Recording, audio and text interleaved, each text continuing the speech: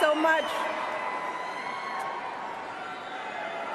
You know, it's hard to believe that it has been 8 years since I first came to this convention to talk with you about why I thought my husband should be president. Remember how I told you about his character and conviction, his decency and his grace, the traits that we've seen every day that he served our country in the White House. I also told you about our daughters, how they are the heart of our hearts, the center of our world, and during our time in the White House, we've had the joy of watching them grow from bubbly little girls into poised young women, a journey that started soon after we arrived in Washington, when they set off for their first day at their new school. I will never forget that winter morning as I watched our girls, just 7 and 10 years old, pile into those black SUVs with all those big men with guns. And I saw their little faces pressed up against the window, and the only thing I could think was, what have we done? See, because at that moment, I realized that our time in the White House would form the foundation for who they would become, and how well we managed this experience could truly make or break them. That is what Barack and I think about every day as we try to guide and protect our girls through the challenges of this unusual life in the spotlight. How we urge them to ignore those who question their father's citizenship or faith. How we insist that the hateful language they hear from public figures on TV does not represent the true spirit of this country.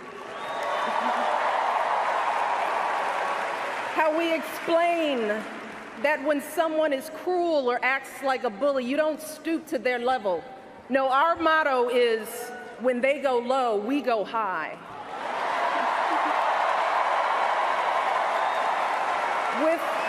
With every word we utter, with every action we take, we know our kids are watching us.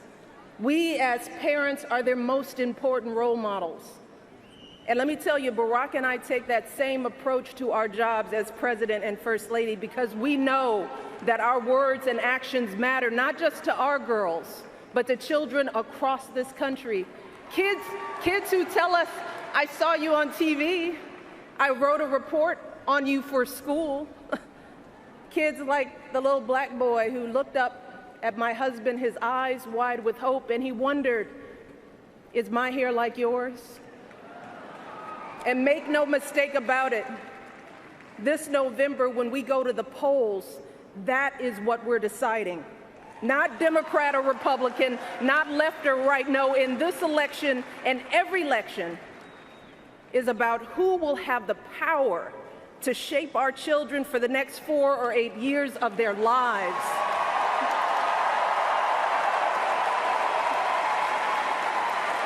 And I am here tonight because in this election, there is only one person who I trust with that responsibility.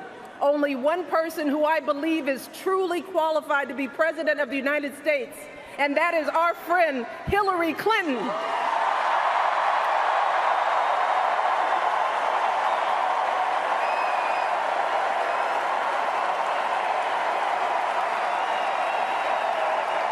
That's right. See, I trust Hillary to lead this country because I've seen her lifelong devotion to our nation's children. Not just her own daughter, who she has raised to perfection, but every child who needs a champion. Kids who take the long way to school to avoid the gangs. Kids who wonder how they'll ever afford college. Kids whose parents don't speak a word of English but dream of a better life. Kids who look to us to determine who and what they can be. You see, Hillary has spent decades doing the relentless, thankless work to actually make a difference in their lives. Advocating for kids with disabilities as a young lawyer, fighting for children's health care as First Lady, and for quality child care in the Senate. And when she didn't win the nomination 8 years ago, she didn't get angry or disillusioned.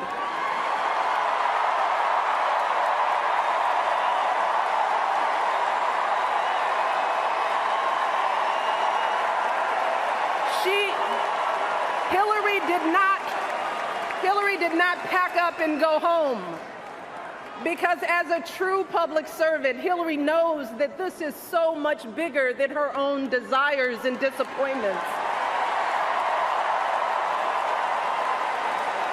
So she proudly stepped up to serve our country once again as Secretary of State, traveling the globe to keep our kids safe.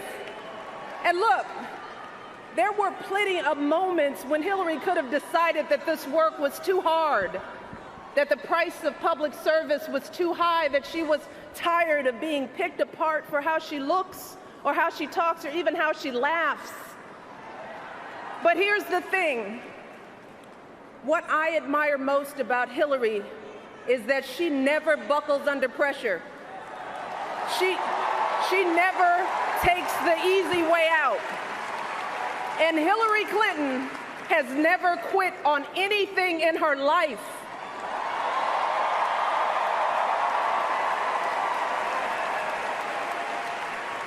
And when I think about the kind of president that I want for my girls and all our children, that's what I want.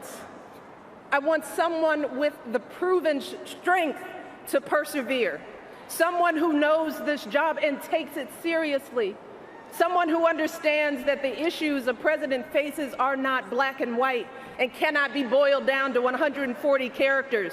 Look, because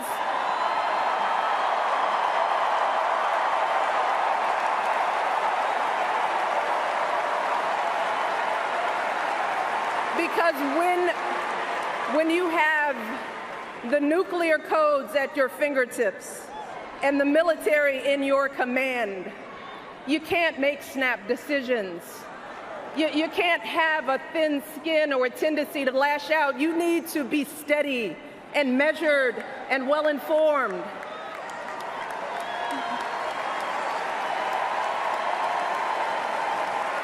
I want a president with a record of public service, someone whose life's work shows our children that we don't chase fame and fortune for ourselves. We fight to give everyone a chance to succeed. And we give back even when we're struggling ourselves, because we know that there is always someone worse off. And there, but for the grace of God, go I. I want a president who will teach our children that everyone in this country matters. A president who truly believes in the vision that our founders put forth all those years ago, that we are all created equal, each a beloved part of the great American story. And when crisis hits, we don't turn against each other. No, we listen to each other. We lean on each other, because we are always stronger together.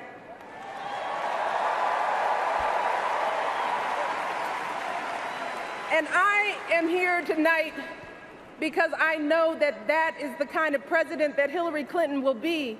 And that's why in this election, I'm with her.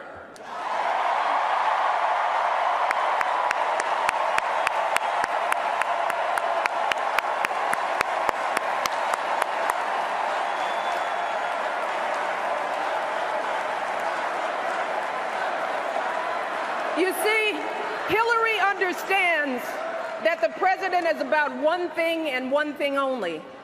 It's about leaving something better for our kids. That's how we've always moved this country forward, by all of us coming together on behalf of our children.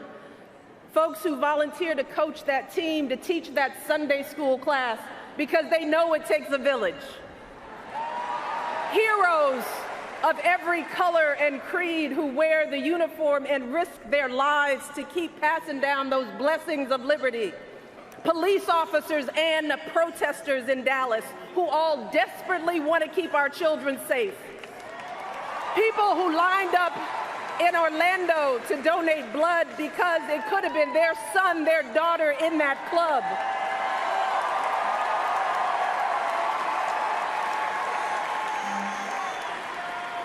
Leaders like Tim Kaine,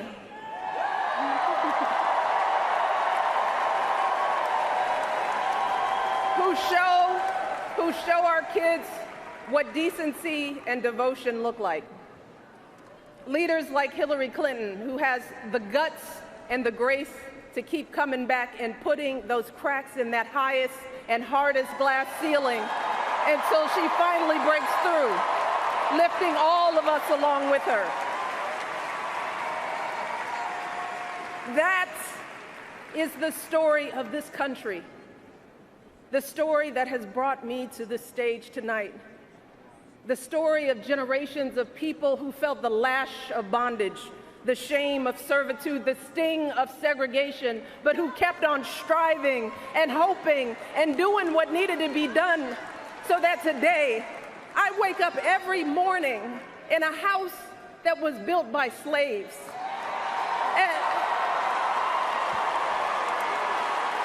And I watch my daughters, two beautiful, intelligent black young women, playing with their dogs on the White House lawn.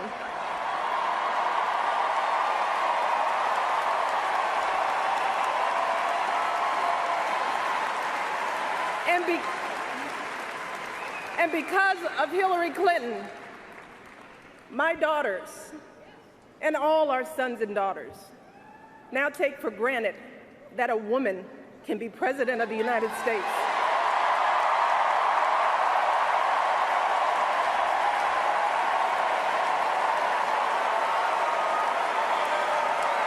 So look,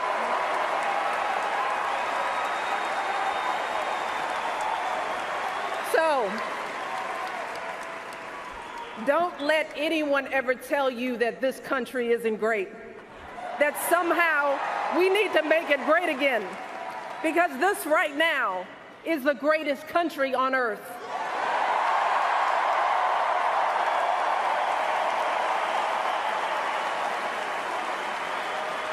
And as my daughters prepare to set out into the world, I want a leader who is worthy of that truth, a leader who is worthy of my girls' promise and all our kids' promise, a leader who will be guided every day by the love and hope and impossibly big dreams that we all have for our children.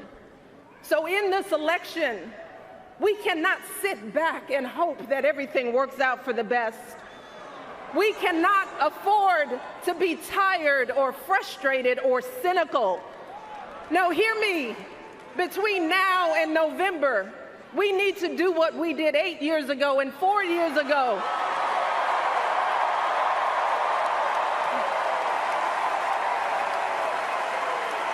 We need to knock on every door. We need to get out every vote. We need to pour every last ounce of our passion and our strength and our love for this country into electing Hillary Clinton as President of the United States of America. So let's get to work. Thank you all, and God bless.